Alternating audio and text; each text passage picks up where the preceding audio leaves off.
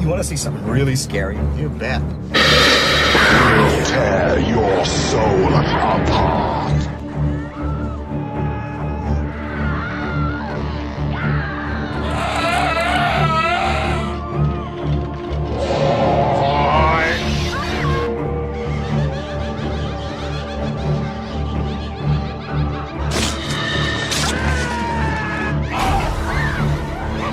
Jesus Christ! No, it's not. Now, was that civilized? No, clearly not. Fun, but in no sense civilized.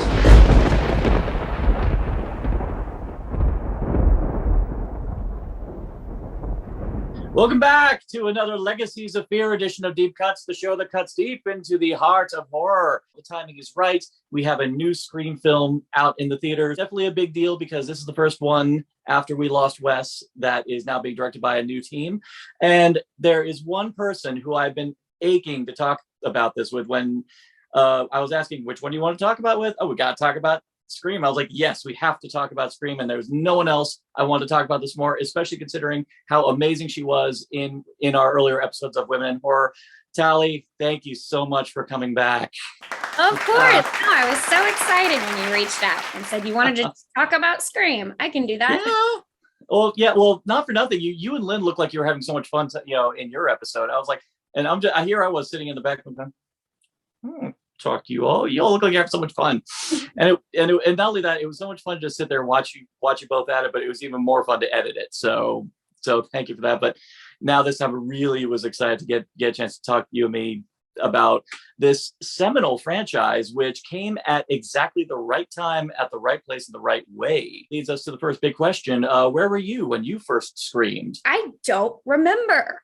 I feel like Scream has just always been part of my life from the get-go. My mom was the one who knew that I loved Army of Darkness when I was 4.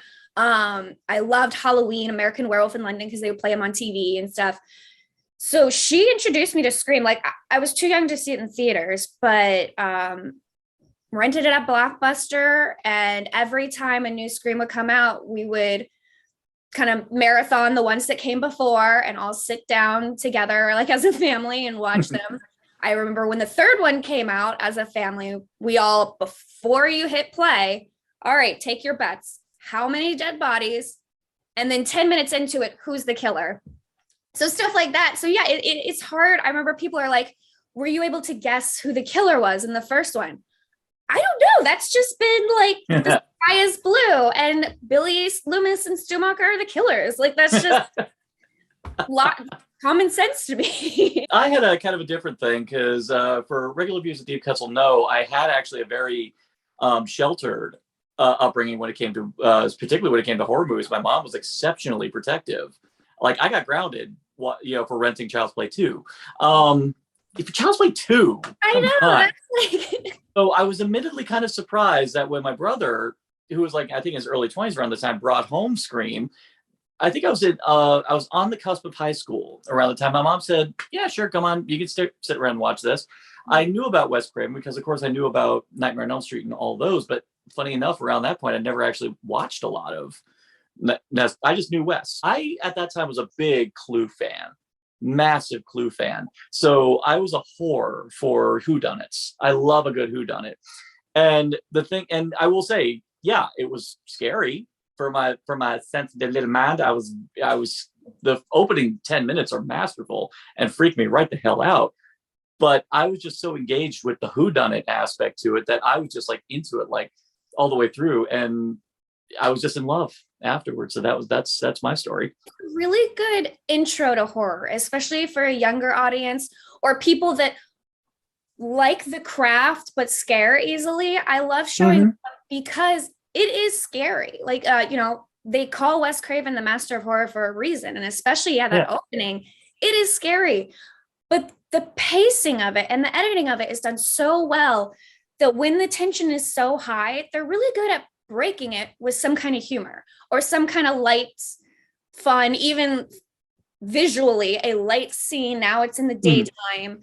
And so I think it's really good. I want to say it's good for little kids to watch Scream, but if you're into horror, it's such a good intro. And I think that's why, yeah, I was scared of stuff. I watched The Thing when I was probably about 3, and didn't sleep for a year. So, but that was like, I think the first one, at least in my mind, that I can remember I wasn't scared of. Like it was scary, but I didn't go to bed worried about it. I was more like, that was cool. Like, absolutely. That is exactly it. I remember just really getting caught up in the suspense. I was more caught up in the suspense, but I was never terrified of it just because I was so into, I mean, that was the thing Wes Craven did so well through the first 4 movies, is that he made sure that you were engaged. Though credit does have to be due. It wasn't just Wes. I mean, let's face it, it all started when a guy just had to house sit and he had nothing better to do. Actually, to be more precise, dog sit. Apparently, that's what it was. That Kevin Williamson was dog sitting for a friend. He was a struggling writer. He was, it was a roof over his head, and he loved horror movies. And he decided, and that's where it all started. He wrote Scary Movie. I forget what motivated the change to Scream, but that was the studio. That was the studio bought it because this was at a time when horror movies were the redheaded stepchild. They didn't even market it as a horror. They came up with the phrase psychological thriller. Yeah. Which is, get off your high horse. Like, let's just get to it. But see, now they've changed it. Now it's elevated horror. Yeah, now it's elevated horror. Which more on that later. I can't wait to get into that. Which, incidentally, before we get further, you have been warned. We will be going crazy with the spoilers. So it was the studio when they finally bought the script and we're going to make it. They're like, cool, but we're changing the name. I mean, it's usually a studio marketing ploy. Lots of movies change their names like that. I did want to bring up some fun sort of trivia about that, though. Kevin Williamson, dog sitting. I loved this interview I recently watched of him talking about how he was there alone in this house. It's not his house, little unfamiliar. And a window was open, a window or a door. I can't remember, but, and he was like, was that always open? I can't remember. So he's freaked out, trying to search the house. And he calls his buddy on the phone, to help him calm down. And then they both get into a discussion about slasher killers. And he does his buddy's on the phone going, just like in Scream 2. But then his buddy says the wrong slasher name, like, Michael Myers is going to get you. Kevin Williamson's like, that's Jason. And so they get into this, they forget that they're searching a house for a would-be killer and get into the whole trivia of slashers. And that's kind of how it was born. And then I've also heard him talk about during this week or weekend that he was house sitting, he was on the couch watching the news. And that's when the Gainesville Ripper story was coming out with Rollins. I always forget his first name, something Rollins. So they do market that story, the Gainesville Ripper, as the true story of Scream. It really isn't. It's just that he was watching this and it was extremely gruesome, just like the Scream kills were. This was someone who staged their work in a way to shock the police. And so it was kind of watching that, was like, well, wait, thinking of like, slasher killers that aren't supernatural. Let's think about this. I really shouldn't fall down the true crime rabbit hole because I could talk hours about that. Well, that was just sort of wanted to shock the police as much as possible. Like he was just a complete animal. Yeah. But that's kind of what you see. I mean, the opening scene of Scream.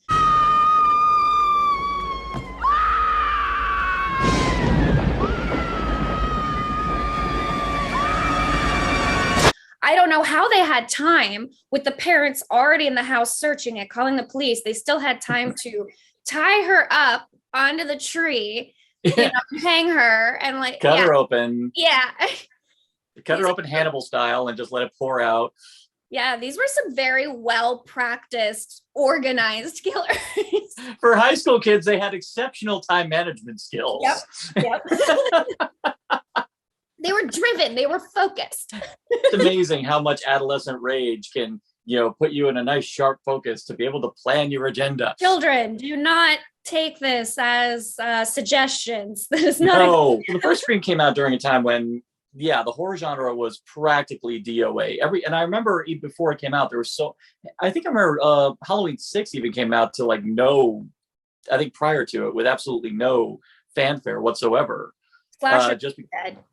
yeah, it practically was. Well, horror on the whole. I mean, just no one wanted to see it because, and as great as the 80s were for what it did for horror, unfortunately, it did oversaturate it to the point where people were tired of it. So people believed that there was nothing more you could offer.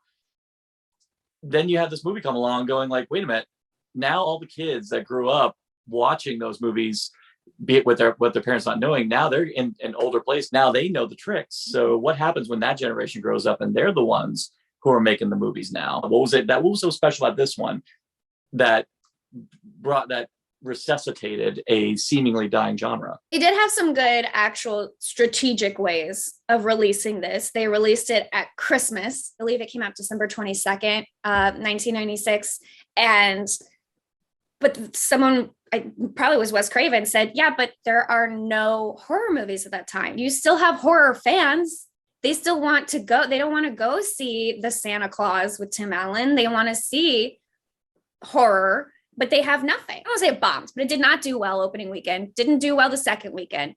But the third weekend, it started, the numbers started accumulating. And then the fourth weekend, they like doubled. And then it suddenly exploded. So it was clearly word of mouth. People were seeing it and was like, this is great, telling everyone else to see it. And I really think it was because of that oversaturation.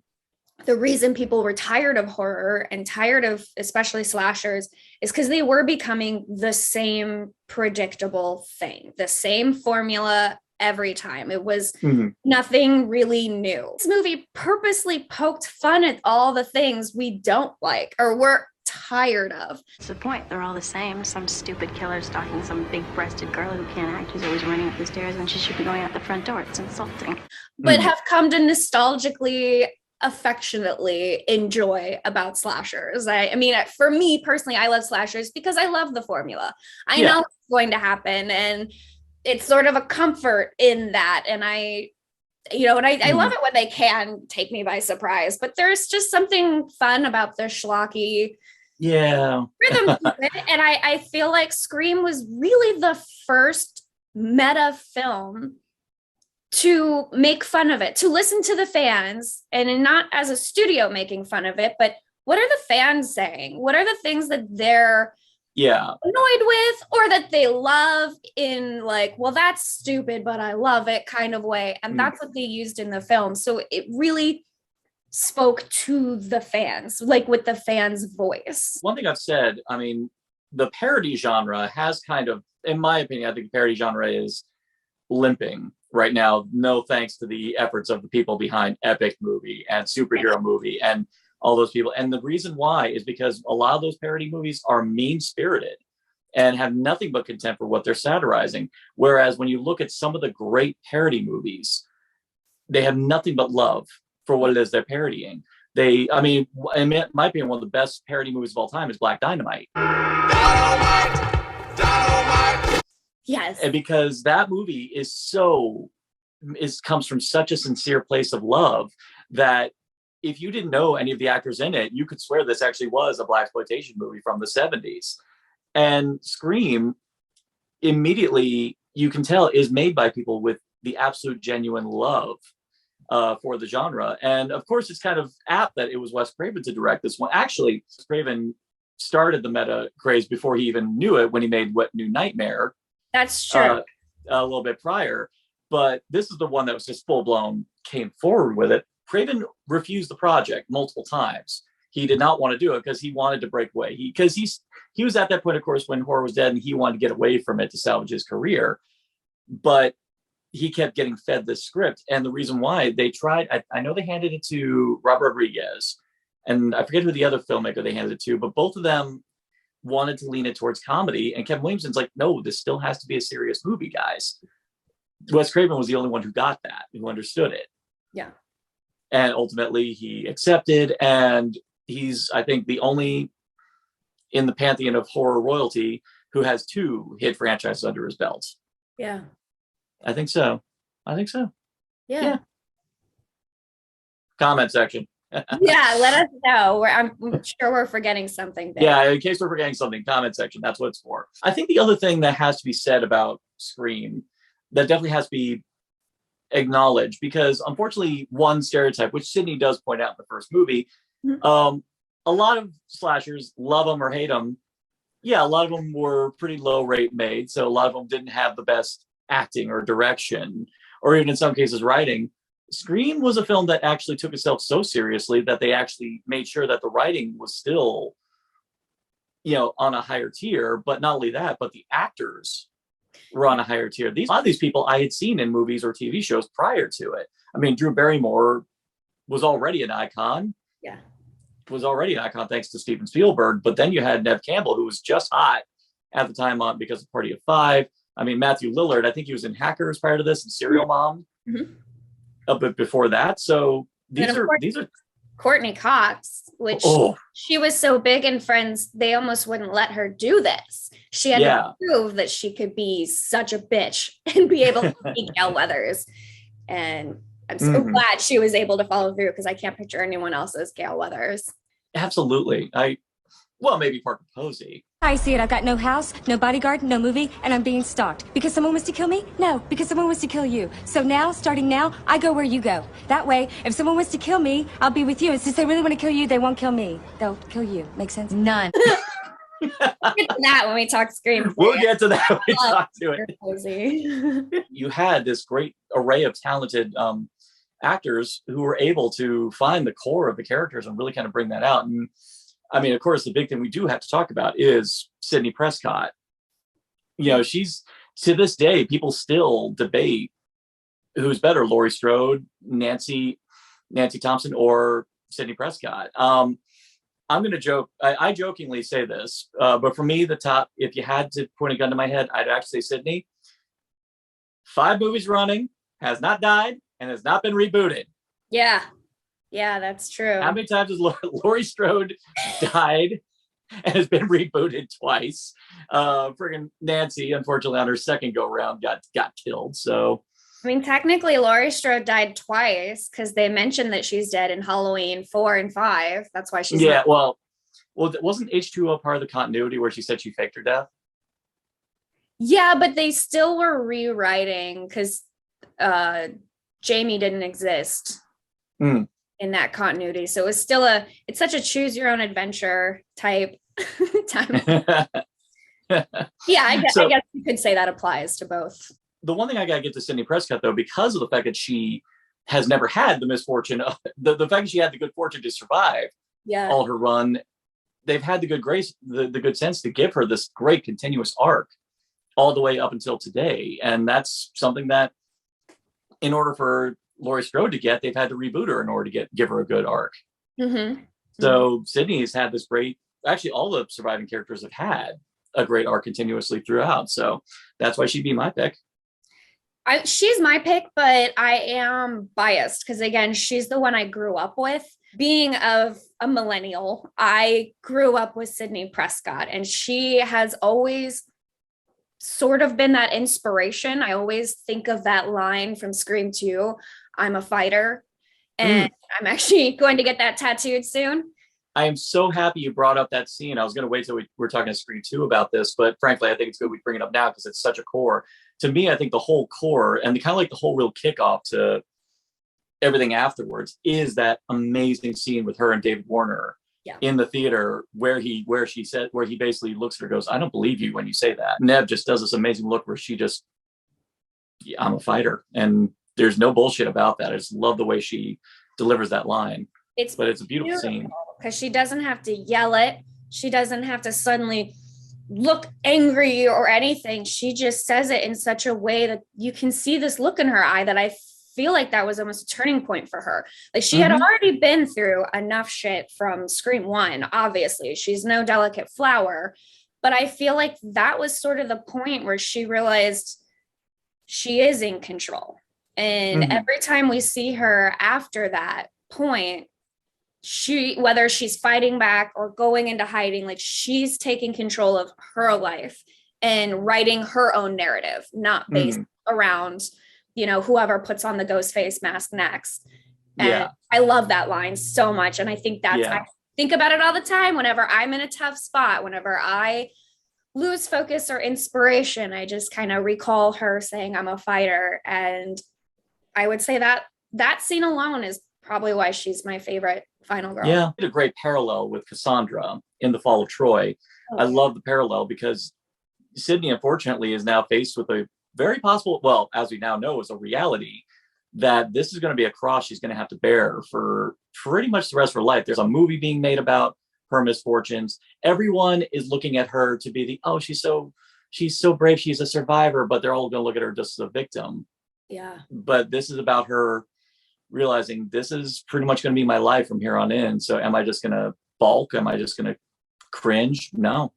Yeah. This is like the first time she's faced with that reality. And it's like, what do you do? Sink or swim? And you can see that moment. She's like, fuck it, I got to swim. She still doesn't necessarily know how to navigate that because obviously in Scream 3, she kind of takes what could be a toxic route where she hides away and basically erases her own existence. Even her dad says, you're not even living. And she's like, well, that's the point. So it's like, was that the right way to do it? So then in Scream 4, we're seeing her step out into the light a little bit more, literally out of darkness. Into the incredibly oversaturated lighting of Scream 4. No matter which scenario, we're still seeing her being the one writing her own narrative, which I think is super important. The one thing I gotta say, credit to her in Scream 3, and I love that even though she was in hiding, I still like that when we find her, she's actually working in a crisis line to help other people. So that I was like, that is pure Sydney right there. It is, yeah.